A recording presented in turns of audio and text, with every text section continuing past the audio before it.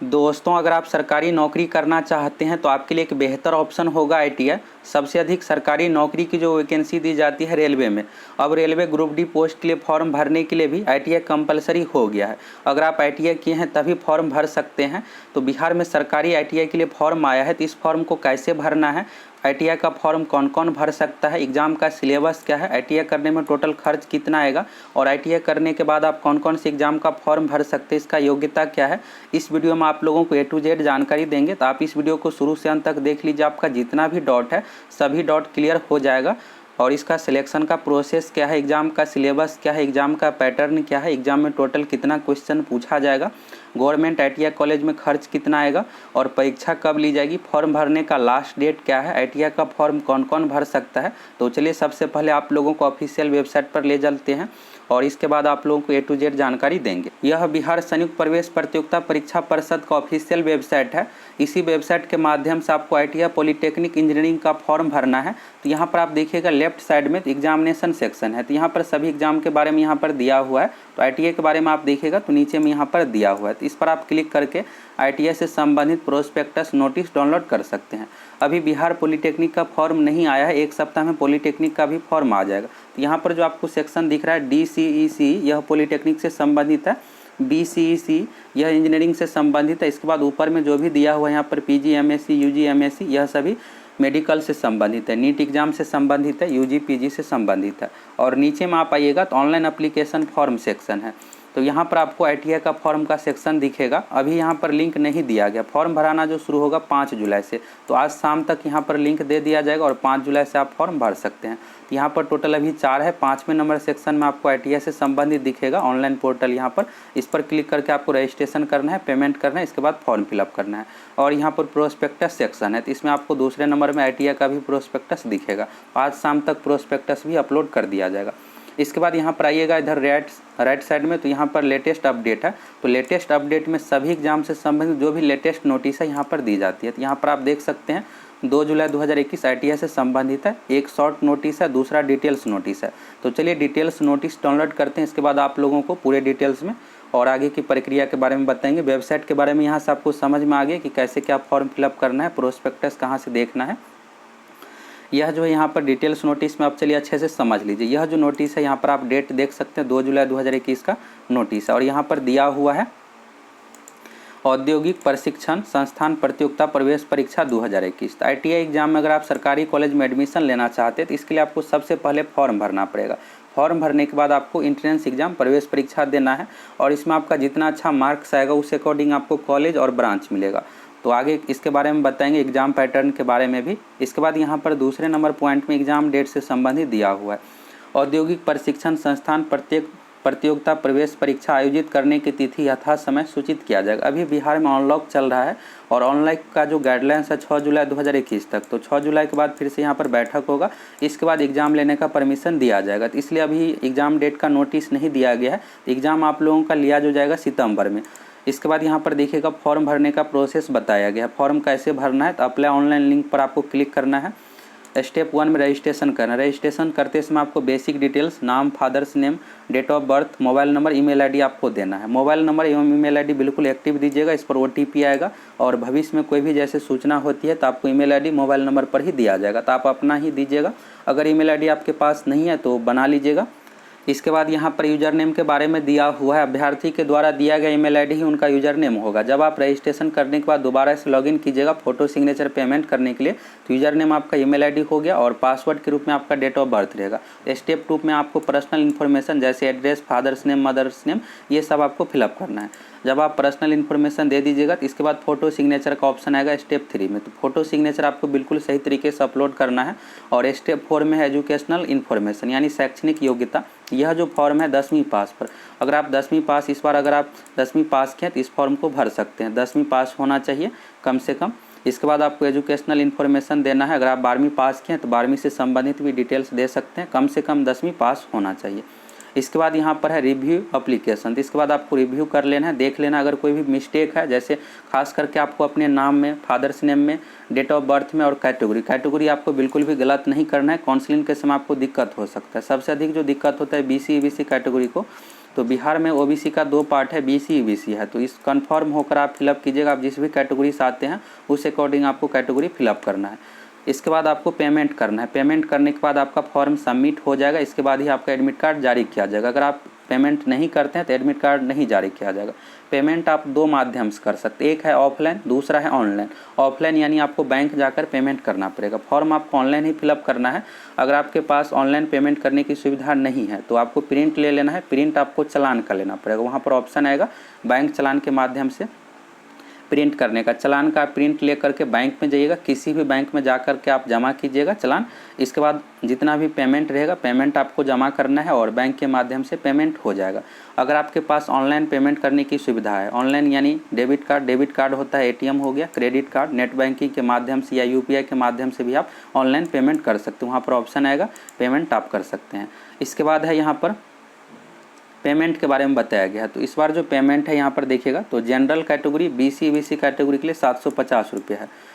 पुरुष एवं महिला दोनों के लिए है, मेल फीमेल दोनों के लिए है। जनरल हो गया बीसी ईबीसी कैटेगरी के लिए 750 रुपये, एससी एसटी कैटेगरी में 100 रुपये है और दिव्यांग जो भी अभ्यर्थी है उसके लिए 430 रुपये का पेमेंट है। पेमेंट करने के बाद इसको आपको फॉर्म का प्रिंट ले लेना है और प्रिंट निकाल करके ज़रूर आप रख लीजिएगा। जब आप काउंसलिंग में जाइएगा तो उस समय मांग आ जाता है। तो यहाँ पर इस तरह से आएगा hard copy, download part A, download part B, दोनों को आपको प्रिंट करके रख लेना है। जब आप काउंसलिंग के लिए जाइएगा तो उस समय आपसे मांग आ जाएगा। तो इसके बारे में यहाँ पर बताया गया है। फाइनल सबमिट आप ज़रूर कर दीजिएगा, प्रिंट ले लेना है आपको। यही सब यहाँ पर बताया गया है। इसके बाद यहाँ पर देख लीजिए इंपॉर्टेंट डेट के बारे में। यहाँ पर महत्वपूर्ण तिथि दिया हुआ है। फॉर्म भराना जो शुरू है 5 जुलाई 2021 से, लास्ट डेट है 5 अगस्त 2021 तक। आप इसी महीने में 10 से 15 दिन में फॉर्म फिलअप कर लीजिएगा। लास्ट समय में वेबसाइट अच्छे तरीके से काम नहीं करता, आपको फॉर्म भरने में दिक्कत हो सकती है। तो 5 अगस्त तक लास्ट डेट हो गया। चालान के माध्यम से पेमेंट करने का 7 अगस्त 2021 है और ऑनलाइन किसी भी माध्यम से आप पेमेंट 9 अगस्त तक कर सकते हैं। तो आपको जिससे सुविधा हो, या तो आप चालान के माध्यम से कर सकते हैं बैंक जा कर के, नहीं तो आप ऑनलाइन एटीएम कार्ड से भी पेमेंट कर सकते हैं। इसके बाद अगर फॉर्म भरने में आपको किसी भी प्रकार का यहाँ पर दिक्कत हो गया है, यहाँ पर मिस्टेक हुआ है, तो उसमें सुधार कर सकते हैं। 10 अगस्त से लेकर 12 अगस्त तक 2 दिन का यहाँ पर समय दिया गया सुधार करने का। खास करके कैटेगरी आपका बिल्कुल भी गलत नहीं होना चाहिए। काउंसलिंग में आपको दिक्कत हो सकता है। फॉर्म भरते समय अगर फ़ोटो सिग्नेचर या फिर फादर्स नेम मदर्स नेम अपने नाम में कैटेगरी में मिस्टेक हो गया, डेट ऑफ बर्थ में मिस्टेक हो गया है, तो 10 अगस्त से लेकर 12 अगस्त तक सुधार कर सकते हैं। अब एडमिट कार्ड कब जारी की जाएगी, तो पहले जब भी दिया जाता था आईटीआई का फॉर्म निकाला जाता था तो उसी समय एडमिट कार्ड और एग्ज़ाम का भी डेट दे दिया जाता था। अभी बिहार में अनलॉक चल रहा है और 6 जुलाई तक गाइडलाइंस है कि कोई भी एग्ज़ाम नहीं ले सकते हैं। 6 जुलाई के बाद एग्ज़ाम लेने का परमिशन दिया जाएगा सरकार द्वारा, इसलिए अभी एग्ज़ाम डेट नहीं दिया गया है। एग्ज़ाम डेट आप लोगों का 10 से 15 दिन में या इस महीने के लास्ट तक दे दिया जाएगा। एग्ज़ाम जो लिया जा सकता है, फॉर्म का यहाँ पर डेट देखिएगा तो 12 अगस्त तक रखा गया है। तो आपका एग्ज़ाम 1 महीने के बाद सितंबर में लिया जाएगा। अगस्त में कम चांस है लास्ट तक, सितंबर फर्स्ट सेकेंड वीक में ले लिया जाएगा। सितंबर में 15 तारीख तक एग्ज़ाम ले लिया जाएगा। तो आप यही मानकर चलिए कि आपका एग्ज़ाम सितंबर में अच्छे तरीके से तैयारी में लग जाइए। ये नहीं है कि अक्टूबर नवंबर में एग्ज़ाम होगा, बहुत लेट नहीं किया जाएगा, सितंबर में ही ले लिया जाएगा। इसके बाद यहाँ पर एज के बारे में दिया हुआ है। तो उम्र सीमा देखिएगा यहाँ पर, और इससे पहले है कि अपूर्ण रूप से भरा गया या बदलाव अथवा छेड़छाड़ किया गया ऑनलाइन आवेदन अस्वीकृत यानी रिजेक्ट कर दिया जाएगा। तो अगर आप सही तरीके से नहीं भरते हैं, फाइनल रूप से सबमिट नहीं करते हैं, पेमेंट नहीं करते हैं, तो आपका आवेदन रिजेक्ट कर दिया जाएगा। पेमेंट करने के बाद ही, फाइनल रूप से सबमिट करने के बाद ही आपका एडमिट कार्ड जारी किया जाएगा। उम्र सीमा की बात करें तो यहाँ पर 14 साल है, और जो भी इस बार भी 10वीं पास किया, तो जो भी कैंडिडेट 10वीं पास करते हैं तो 14 साल कंप्लीट हो ही जाता है। 1 अगस्त 2021 तक यहाँ पर मांगा जा रहा है न्यूनतम 14 साल होना चाहिए। एक यहाँ पर ट्रेड होता है मैकेनिक मोटर, इसके बाद मैकेनिक ट्रैक्टर। तो इसमें जो है हार्ड यहाँ पर वर्क हो जाता है वर्कशॉप में, यहाँ पर ट्रैक्टर से रिलेटेड है, इसलिए इसमें 17 साल मांगा जाता है। बाकी जितने भी ट्रेड है जैसे इलेक्ट्रीशियन हो गया, फिटर हो गया, डीजल मैकेनिक, ये सब के लिए आपका 14 साल अगर न्यूनतम एज है तो आप भर सकते हैं। अब बात करते हैं आईटीआई का फॉर्म कौन कौन भर सकता है। तो आईटीआई का जो फॉर्म है 10th पास पर, अगर आप अपीयरिंग स्टूडेंट है तो भी इस फॉर्म को भर सकते हैं। काउंसलिंग के समय में आपका रिजल्ट आ जाना चाहिए, उस समय मार्कशीट मांगा जाता है। क्वालिफिकेशन शैक्षणिक योग्यता की बात करें तो 10th पास पर है। अगर आप 10th पास कर गए हैं तो इस फॉर्म को भर सकते हैं, या फिर अपीयरिंग है तो भी भर सकते हैं। लेकिन काउंसलिंग के समय तक आपका रिजल्ट आ जाना चाहिए, उस समय मार्कशीट मांगा जाता है। इस बार 2021 में जो भी कैंडिडेट 10th पास के इस फॉर्म को भर सकते हैं, और किसी भी बोर्ड से 10th पास होना चाहिए, चाहे आप सीबीएसई बोर्ड से या फिर बिहार बोर्ड से या ओपन बोर्ड विबोस से भी पास है, मुक्त विद्यालय से, तो भी इस फॉर्म को आप भर सकते हैं। एज की बात करें तो 1 अगस्त 2021 तक 14 साल आपका न्यूनतम एज होना चाहिए। तो जो भी कैंडिडेट इस बार 2021 में 10वीं पास किए हैं तो 10वीं पास के लिए 14 साल न्यूनतम होना ही चाहिए। तो वैसे आपका एज कंप्लीट हो ही गया है, तो आप फॉर्म को भर सकते हैं। गवर्नमेंट ITI कॉलेज के लिए सिलेक्शन का प्रोसेस क्या है, तो सिलेक्शन जो होगा एग्जाम बेस पर। इसके लिए आपको प्रवेश परीक्षा एंट्रेंस एग्जाम देना है। सबसे पहले आपको फॉर्म फिलअप करना है। फॉर्म भरने के बाद एडमिट कार्ड जारी होगा। जितने भी कैंडिडेट एग्जाम देंगे उस अकॉर्डिंग यहाँ पर आपका एग्जाम के मार्क्स के आधार पर मेरिट बनेगा। तो एग्जाम में टोटल जो क्वेश्चन पूछा जाएगा 150। अभी इस 150 क्वेश्चन में आपका जितना अच्छा परफॉर्मेंस रहेगा उस अकॉर्डिंग आपको ट्रेड मिलेगा और कॉलेज मिलेगा। एंट्रेंस एग्जाम में टोटल 150 क्वेश्चन पूछा जाएगा। तो एग्जाम पैटर्न सिलेबस की बात करें, एग्जाम में टोटल 150 क्वेश्चन पूछा जाएगा। विषय के बारे में आगे बताएंगे। और एग्जाम जो लिया जाएगा ऑफलाइन OMR सीट पर लिया जाएगा। ऑब्जेक्टिव टाइप का क्वेश्चन पूछा जाएगा। इसके लिए आपको 4 ऑप्शन दिया जाएगा। इसमें से कोई एक ऑप्शन आपको चूज करना है। OMR सीट पर एग्जाम ऑफलाइन ही लिया जाएगा। और एग्जाम में जो आपको समय दिया जाएगा 2 घंटे का, 120 मिनट का टोटल समय मिलेगा। यहाँ पर जो टोटल 150 क्वेश्चन है इसमें नेगेटिव मार्किंग नहीं है, इसलिए आप एग्जाम में सभी 150 क्वेश्चन को अटेम्प्ट कीजिए। अब बात करते हैं किस विषय से कितना क्वेश्चन पूछा जाएगा। तो टोटल यहाँ पर क्वेश्चन है 150, नेगेटिव मार्किंग नहीं है, इसलिए आपको एग्जाम में सभी 150 क्वेश्चन को अटेम्प्ट करना है। 50 क्वेश्चन मैथ से पूछा जाएगा। और क्वेश्चन का जो लेवल रहता है 10th लेवल और 12वीं लेवल। कुछ क्वेश्चन जो है 12वीं लेवल का पूछा जाता है, बाकी ज़्यादातर क्वेश्चन जो है 10th लेवल का ही पूछा जाएगा। जैसे मैथ में बात करें तो 50 क्वेश्चन में से आपका 35 से 40 क्वेश्चन जो है 10वीं लेवल का ही रहेगा। 10 से 15 क्वेश्चन ही 12वीं लेवल का पूछा जाता है। अब 12वीं लेवल में ये नहीं है कि इंटीग्रेशन डिफरेंशिएशन आपसे पूछा जाएगा। जैसे में 10वीं में आप त्रिकोणमिति पढ़ते हैं तो त्रिकोणमिति 11वीं में भी है, तो 11वीं लेवल का कुछ क्वेश्चन पूछ दिया जाता है। क्योंकि यह कम्पिटिटिव एग्जाम है तो कम्पिटिटिव एग्जाम में कुछ क्वेश्चन टफ लेवल का पूछा ही जाता है। 50 हो गया मैथ, जिसमें से 35 से 40 10वीं लेवल का ही पूछा जाएगा। त्रिकोणमिति, ज्यामिति, क्षेत्रमिति, AP, GP ये सब टॉपिक को आप अच्छे से पढ़ लीजिएगा। द्विघात समीकरण ये सब टॉपिक से एग्जाम में क्वेश्चन पूछा जाता है। अगर आप 10वीं का मैथ अच्छे से कंप्लीट कर लेते हैं और फास्ट में आप क्वेश्चन बना लेते हैं, यानी 1 से 2 मिनट में क्वेश्चन बना लीजिएगा, ये नहीं कि 5 मिनट में क्वेश्चन बनना चाहिए, तब आप ज़्यादा क्वेश्चन बना ही नहीं पाइएगा। तो उस कंडीशन में आप 30 भी क्वेश्चन मैथ से बना लेते हैं, बाकी साइंस से बन जाएगा। 75 से 80 क्वेश्चन बनाने पर आपको सरकारी कॉलेज मिल जाएगा। और अच्छे ट्रेड के लिए आपको 90+ क्वेश्चन बनाना पड़ेगा। 50 हो गया मैथ से। 50 क्वेश्चन GK से पूछा जाता है। GK में करेंट अफेयर्स हो गया, हिस्ट्री, पॉलिटी, ज्योग्राफी, इकोनॉमिक्स, कुछ क्वेश्चन बिहार से रिलेटेड इस तरह से पूछा जाता है। 50 क्वेश्चन GK से हो गया। और 50 क्वेश्चन साइंस से। साइंस में बायोलॉजी से क्वेश्चन नहीं पूछा जाएगा। 25 क्वेश्चन के लगभग में फिजिक्स से पूछा जाएगा और 25 क्वेश्चन के लगभग में यहाँ पर केमिस्ट्री से पूछा जाएगा। इस तरह से हो गया। बायोलॉजी से क्वेश्चन नहीं पूछा जाता। कुछ क्वेश्चन GK सेक्शन में यहाँ पर 50 है, इसमें बायोलॉजी से पूछा जा सकता है। तो इस तरह से यहाँ पर टोटल हो गया 150 क्वेश्चन। एग्जाम पैटर्न के बारे में भी क्लियर समझ में आ गया। एग्जाम जो है OMR सीट पर लिया जाएगा। इसके लिए आपको 2 घंटे का समय मिलेगा। अब अगर आप चाहते हैं गवर्नमेंट कॉलेज में आपका एडमिशन हो जाए तो यहाँ पर आपको 75 से 80 क्वेश्चन बनाने पर जनरल कैटेगरी से आते हैं। तो बाकी अगर आप BC कैटेगरी से आते हैं तो 3-4 क्वेश्चन आप कम कर सकते हैं। अगर आप BC से आते हैं तो 75 हो गया, EBC से आते हैं तो 70 क्वेश्चन, SC ST से आते हैं तो 65 क्वेश्चन पे भी आपको गवर्नमेंट कॉलेज मिल जाएगा। तो 75 से 80 क्वेश्चन 150 में से बनाने पर आपको गवर्नमेंट कॉलेज मिल जाएगा। लेकिन अच्छा ब्रांच की बात करें, ट्रेड की बात करें, जैसे इलेक्ट्रीशियन हो गया, तो सब चाहते हैं, सभी स्टूडेंट चाहते हैं कि इलेक्ट्रीशियन मिल जाए, फिटर मिल जाए, तो इसके लिए आपको 90+ लगभग क्वेश्चन बनाना पड़ेगा।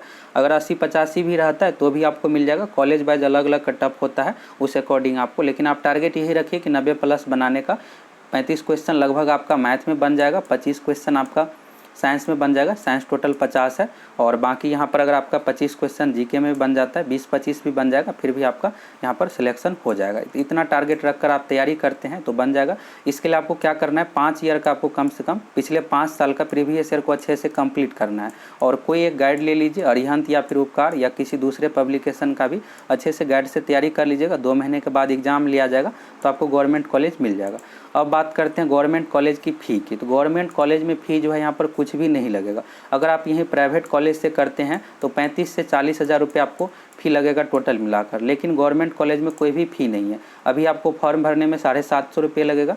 इसके बाद जब आपका एडमिशन होगा, जब आपको कॉलेज मिलेगा, तो उस समय आपको 1000 रुपये का ड्राफ्ट बनाना पड़ेगा बैंक से, कॉलेज के नाम पे, प्रिंसिपल के नाम पे आपको 1000 ये हो गया। इसके बाद जब भी यहाँ पर फॉर्म भराएगा तो फॉर्म भरते समय आपको 1000 से 15 रुपये लगेगा। बाकी कोई भी यहाँ पर गवर्नमेंट कॉलेज में आपको फ़ी नहीं देना। और जो भी फ़ी लगेगा ये आपको छात्रवृत्ति के रूप में 5,000 रुपये सालाना दी जाती है, तो 10,000 रुपये आपको छात्रवृत्ति के रूप में भी मिल ही जाएगा। तो ये हो गया इस तरह से। और यहाँ पर गवर्नमेंट कॉलेज में जो सीट है, दो तरह से सीट है, एक है SCVT, दूसरा है NCVT। तो SCVT में जो एग्ज़ाम यहाँ पर कंडक्ट करवाई जाती है बिहार सरकार द्वारा, NCVT में केंद्र सरकार के द्वारा। और NCVT में आपको क्या है कि यहाँ पर 4 एग्ज़ाम देना पड़ेगा, 6-6 महीने पर सेमेस्टर वाइज है। लेकिन SCVT में आपको पहले साल का जो एग्ज़ाम है स्कूल में ही वहीं पर जहाँ पर आपका एडमिशन होगा उसी कॉलेज में ले लिया जाएगा, और दूसरे साल का जो एग्ज़ाम है फाइनल एग्ज़ाम, ये दूसरे जगह सेंटर दिया जाता है। दूसरा जिला में बगल का जो जिला रहेगा वहाँ पर दिया जा सकता है, या सेम ही जिला में आपका दिया जा सकता है। तो यहाँ पर जो एग्ज़ाम है मात्र आप कह सकते हैं कि एक ही एग्ज़ाम है, फाइनल ईयर का सिर्फ आपको एग्ज़ाम देना है। बाकी यहाँ पर NCVT में आपको 6-6 महीने पर 4 एग्ज़ाम देना पड़ेगा। NCVT में सेमेस्टर लागू है और SCVT में सिर्फ आपको 2 साल में एक बार एग्ज़ाम देना। अब बात करते हैं बेस्ट ट्रेड या ब्रांच की। तो सभी ट्रेड या ब्रांच अच्छा ही है, आप अपने अकॉर्डिंग चूज कर सकते हैं। तो अभी फॉर्म भरते इसमें आपको चूज नहीं करना है, जब काउंसलिंग होगा तो काउंसलिंग से पहले सीट के लिए आपको सबमिट करना है, कॉलेज वाइज आपको सबमिट करना है। तो उस समय आपको पहले नंबर पर जो रखना है, जो आपके लिए बेस्ट रहेगा, इलेक्ट्रीशियन को आप पहले नंबर पर रखिएगा। यहाँ पर जो भी आपका ITI में ब्रांच रहता है, अगर आपको रेलवे में जॉब होता है तो उसी से रिलेटेड आपको काम रहेगा, जैसे इलेक्ट्रीशियन से रिलेटेड ही काम रहेगा। और फिटर अगर आप चूज करते हैं तो फिटर से संबंधित काम रहेगा। फिटर का जो काम रहता है मेनली मैकेनिक से रिलेटेड हो गया, जैसे ट्रेन के डब्बे को मरम्मत करना, नए ट्रेन बनाना, डब्बा बनाना, इस तरह के काम रहता है। और इलेक्ट्रीशियन से संबंधित इलेक्ट्रिक यानी बिजली से संबंधित ही आपका काम रहेगा। तो इलेक्ट्रीशियन को आप पहले नंबर पर रखिएगा, दूसरे नंबर पर आप फिटर को रखिएगा, और उस कॉलेज में जो भी सीट है उस अकॉर्डिंग आपको रख देना है। बाकी अगर आप 1 साल का भी करते हैं तो उस अकॉर्डिंग भी आप रेलवे का फॉर्म भर सकते हैं। अब बात करते हैं ITI लेवल पर आपको गवर्नमेंट जॉब कौन कौन सा मिलेगा। तो सबसे अधिक जो वैकेंसी दी जाती है भारत में, बात करें सरकारी नौकरी की, तो रेलवे में अगर आप देखे होंगे तो 2018 में 60,000 पदों पर ग्रुप D का वैकेंसी दिया गया था, और 60,000 पदों पर टेक्नीशियन और रेलवे ड्राइवर का वैकेंसी दिया गया था। इसके बाद 2019 में लोकसभा का चुनाव था, तो उसमें ग्रुप D का 1 लाख पदों पर वैकेंसी दिया गया था। तो यहाँ पर आप देख सकते हैं कि इतनी वैकेंसी किसी भी आप देखिएगा विभाग में तो नहीं दी जाती है। और रेलवे में अब जब भी ग्रुप D की वैकेंसी आएगी तो उसमें आपको ITI रहेगा तभी फॉर्म भर सकते हैं। 10th लेवल पर बात करें, नॉर्मल 10th लेवल पर तो कुछ ही पोस्ट रहेगा, 1 लाख में से मुश्किल से 5 से 10,000 10th लेवल पर पोस्ट रहेगा। बाकी 90,000 1 लाख में से अगर आप ITI किए हैं तो ही फॉर्म को भर सकते हैं। और ड्राइवर के लिए ITI ज़रूरी है, इसके बाद टेक्नीशियन के लिए भी ITI ज़रूरी है। तो अगर आप ITI कर लेते हैं तो 2-4-5 साल के बाद आपको किसी न किसी पोस्ट पे सिलेक्शन हो ही जाएगा। इसके बाद रेलवे की बात करें अदर जॉब में, तो जैसे बिहार में ही बिजली कंपनी में इलेक्ट्रीशियन के लिए अलग से वैकेंसी आती है। तो इसलिए आप लोगों को बोले हैं कि इलेक्ट्रीशियन को आप फर्स्ट नंबर पर रखिएगा। अगर इलेक्ट्रीशियन नहीं मिलता है तो फिटर करते हैं, तो फिटर से भी आपको रेलवे में जॉब हो जाएगा। लेकिन अगर आप इलेक्ट्रीशियन से ITI किए हुए हैं तो इसके लिए बिजली विभाग में अलग से वैकेंसी आती है, 5 से 10,000 पदों पर वैकेंसी दी जाती है, तो इसमें भी आपको जॉब हो जाएगा। अब बात करते हैं ITI डिग्री का लेवल क्या है, 10th लेवल का यह डिग्री है या 12वीं लेवल का। तो कुछ दिन पहले ही सरकार द्वारा ITI की डिग्री 12वीं लेवल का कर दिया गया। आप यहाँ पर ITI जो कर रहे हैं 10th पास के बाद कर रहे हैं तो यह 12वीं लेवल का डिग्री है, लेकिन इसके लिए आपको 2 एग्ज़ाम देना पड़ेगा। ITI में जो है लैंग्वेज सब्जेक्ट का एग्ज़ाम नहीं लिया जाता है, तो इसके लिए आपको बिहार बोर्ड के माध्यम से 2 अगर आप लैंग्वेज सब्जेक्ट का भी एग्ज़ाम दे देते तो अब जो आपका ITI का डिग्री है यह 12वीं लेवल का हो गया। अगर आप पहले से 12वीं किए हैं तो यह एग्ज़ाम देने की ज़रूरत नहीं है। अगर आप 10th पास से ITI कर रहे हैं तो ITI कंप्लीट होने के बाद अगर आप 2 लैंग्वेज सब्जेक्ट का एग्ज़ाम दे देते हैं तो 12वीं लेवल का आपका ITI डिग्री हो गया। अब आपको 12वीं अलग से करने का ज़रूरत नहीं है, यहाँ पर ITI ही आपका 12वीं लेवल का डिग्री भी हो गया। तो ये भी आपको क्लियर हो गया। अगर आपका ये मोटिव है कि गवर्नमेंट जॉब में ही जाना है, रेलवे में ही जाना है, तो 10th के बाद आप ITI कर लीजिए, आपके लिए बेस्ट रहेगा, एक ऑप्शन रहेगा रेलवे में। इसके बाद यहाँ पर 2 लैंग्वेज सब्जेक्ट का एग्ज़ाम दे दीजिएगा, हिंदी इंग्लिश का। इसके बाद आपका यह ITI का डिग्री जो है 12वीं लेवल का भी हो गया। अब 12वीं लेवल पर कोई भी वैकेंसी आती है तो उसमें भी आप फॉर्म भर सकते हैं, और ITI लेवल पर जो भी वैकेंसी आएगी उसमें भी आप भर सकते हैं। और आप लोगों को प्रीवियस ईयर का क्वेश्चन करवाएंगे, पिछले 5 साल में ITI एग्जाम में जो भी क्वेश्चन पूछा गया हूबहू सेम क्वेश्चन आप लोगों को करवाएंगे। और ITI एग्जाम में क्वेश्चन पेपर नहीं दिया जाता, तो हम आप लोगों को बिल्कुल ऑथेंटिक क्वेश्चन का वीडियो प्रोवाइड करवाएंगे। अगर आप चैनल पर नए हैं तो ज़रूर सब्सक्राइब करके जुड़ जाइए, और ITI एग्जाम से संबंधित इंपॉर्टेंट क्वेश्चन भी करवाएंगे।